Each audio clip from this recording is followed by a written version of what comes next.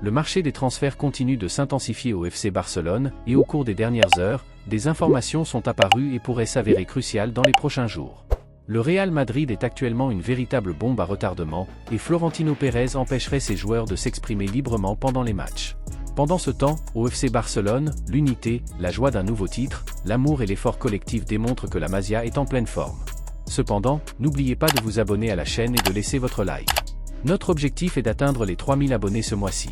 C'est gratuit, rapide et cela nous aide énormément. Le Real Madrid traverse un moment de très forte tension interne après la dernière rencontre face au Real Oviedo, où plusieurs figures du club se sont retrouvées au centre de la polémique. Florentino Pérez a de nouveau été l'un des protagonistes indirects de la journée, après qu'un groupe de supporters a exprimé son mécontentement avec des banderoles réclamant son départ.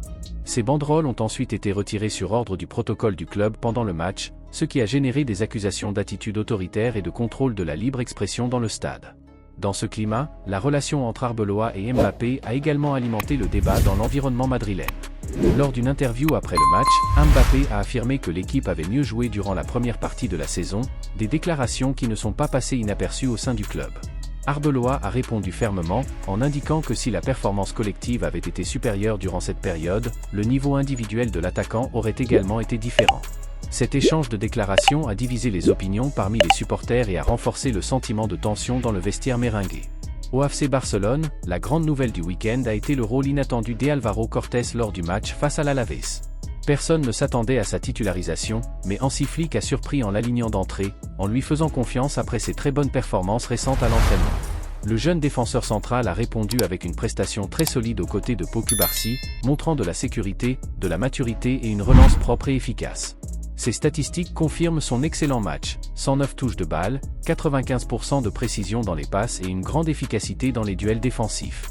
Malgré la défaite du Barça 1-0, sa performance a laissé des impressions très positives. De plus, sa progression était déjà suivie depuis un certain temps au sein du club, où l'on considère qu'il possède un profil idéal pour l'avenir de la défense blaugrana. Sa prolongation jusqu'en 2028 renforce la confiance du Barça dans son développement à long terme. Selon des sources proches du club, Deco s'est rendu aujourd'hui à Londres dans le but de rencontrer les représentants de l'attaquant brésilien João Pedro, l'une des options étudiées par le FC Barcelone pour renforcer son attaque en vue de la prochaine saison. Le joueur, en pleine progression dans le football anglais, correspond au profil recherché par la direction sportive, polyvalence, jeunesse et marge de progression dans le nouveau projet sportif. La réunion servira de premier contact formel afin de connaître les conditions économiques d'une éventuelle opération, incluant le prix du transfert, le salaire et le rôle qu'il pourrait avoir dans l'équipe. Même s'il n'existe pas encore d'offre officielle, ce mouvement confirme que l'intérêt du Barça est réel et en phase de planification avancée. De plus, il n'est pas exclu que durant son séjour à Londres, Deco rencontre directement João Pedro lui-même.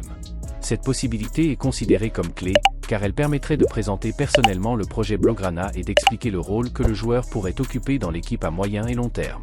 Le FC Barcelone sait que la négociation ne sera pas simple, car plusieurs clubs européens suivent de près la situation de l'attaquant.